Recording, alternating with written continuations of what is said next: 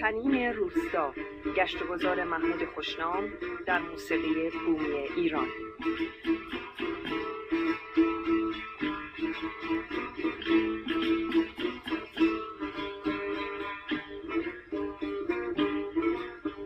نام ترکمان را چند تن از تاریخ‌نگاران ایرانی چون گردیزی و بیهقی از 10 قرن پیش به کار بردند. شاخه‌ای از ترکان که ساکن بخشی از آسیای مرکزی بودند. سلسله‌هایی از ترکمانان در قرن 9 و 10 هجری در ایران نیز حکومت راندند، از جمله سلسله قرقویونلو و سلسله آققویونلو. ترکمانان یا ترکمن پس از یورش مغولان نیز خصائص نژادی خود را حفظ کردند، ولی چون نتوانستند یک حکومت واحد مرکزی برای خود فراهم آورند، در سرزمین‌های نزدیک ایران و خوارزم و بخارا و از قرن 18 در افغانستان پراکنده شدند.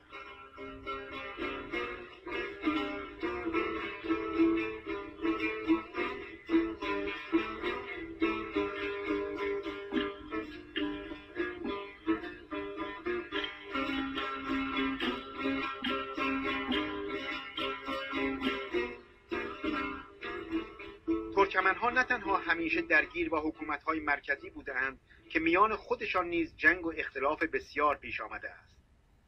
فتوحات روسیه در آسیای مرکزی وضعیت جغرافیایی زیست آنان را تغییر داد و از نیمه دوم قرن 19 سرزمینی به نام ترکمنستان در شمال خراسان پدید آمد که بیش از 70% آن را در خود جای داد. بقیه آنان در افغانستان و در شمال شرقی ایران اقامت گزیدند که اینک ترکمن صحرا یا دشت گرگان نامیده می شود. محمد رضا درویشی، پژوهشگر فرهنگ و موسیقی بومی ایران، از گذشته ترکمنها و وابستگی آنها به آیین شامانیسم میگوید. ترکمنها در مجموع وقتی که به گذشته‌های کمی دورتر ما مراجعه بکنیم اقوامی مهاجر حساب میشن. البته خب بسیار از اقوام در ایران در زمره اقوام مهاجر هستن، مثل ایل بزرگ قشقایی که امروز بخش مهمی از فرهنگ منطقه فارس رو تشکیل میده. باز ایل مهاجری هست که از ترکستان و قفقاز سده‌های گذشته مهاجرت کرده به استان فارس. بنابراین بخشی از اقوام فعلی یا حداقل چند صد ساله گذشته ساکن در ایران اقوام مهاجر حساب میشن. یکی از این اقوام ترکمن ها هستند. قبل از اسلام آیینی که ترکمن ها میکردن شامانیسم یا شمنیسم بوده.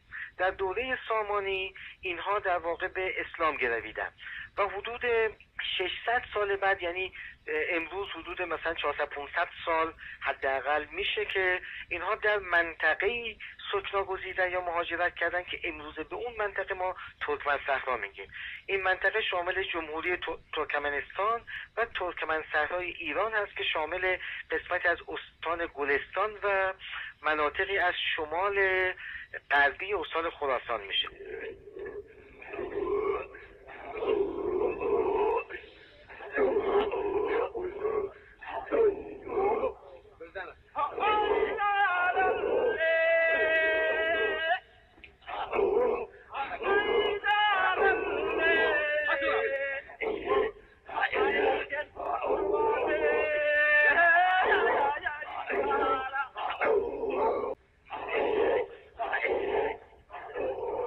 جالب است که با همه زیر و بالا شدنها و دربدریهای تاریخی، عناصر و مظاهر فرهنگ بومی همچنان تا امروز از عوامل اصلی یگانگی قومی و روحی ترکمنها باقی مانده است. در میان این عناصر شعر و موسیقی دست بالا را داشتند. موسیقی ترکمن در سادگی شورآفرین خود با زندگی روزمره و باورهای ذهنی مردم این منطقه پیوندی ناگسستنی دارد. سادگی و بدویت از این موسیقی آینه زلال ساخته است که به قول یکی از مفسران باد و طوفان و صدای پای اسبان، اوعوی سگان گله و هیهی چابک سواران و نفس گرم صیادان و سرانجام همهمه گوسفندان در آن باز میتابد. غم و دردی که در این موسیقی است انفعالی نیست، دردی مقاومت ساز و ستیزه. موسیقی پایداری هایی است که ترکمانان در درازای تاریخ خود در برابر زور و ستم حاکمان و مهاجمان نشان دادند. از همین روی بخش‌هایی از آن با سروده‌های شاعران مبارز و ملی ترکمن پیوند خوردند.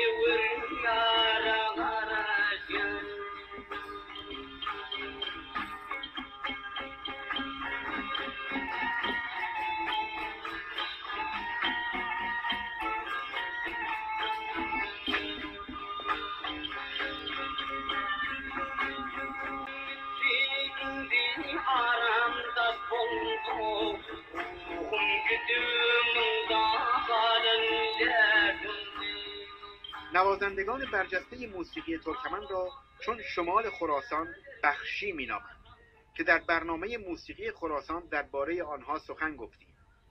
برخی از پژوهشگران پیشینه کار بخشی‌ها را به اوزان‌ها یعنی خنیاگران کهن می‌رسانند.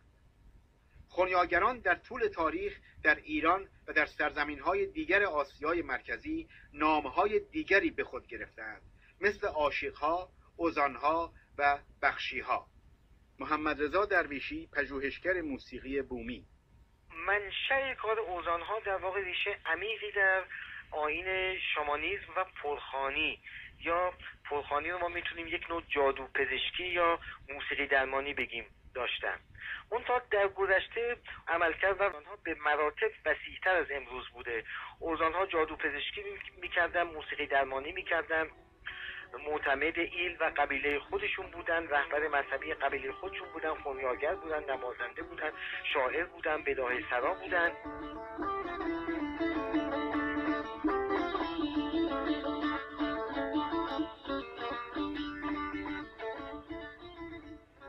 ما در اشعار مختومقلی فراغی، شاعر و عارف شهید ترکمن که حدوداً بین 200 تا 250 سال پیش زندگی میکرده که من تاریخ دقیقش رو الان به خاطر ندارم، ما میبینیم که شاهد هر دو واژه اوزان و بخشی هستیم.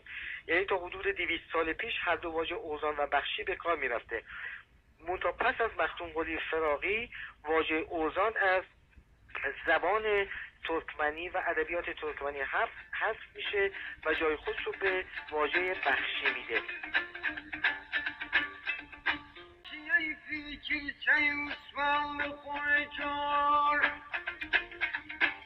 امان امان خونکار دوستی نادرشاه سلام ای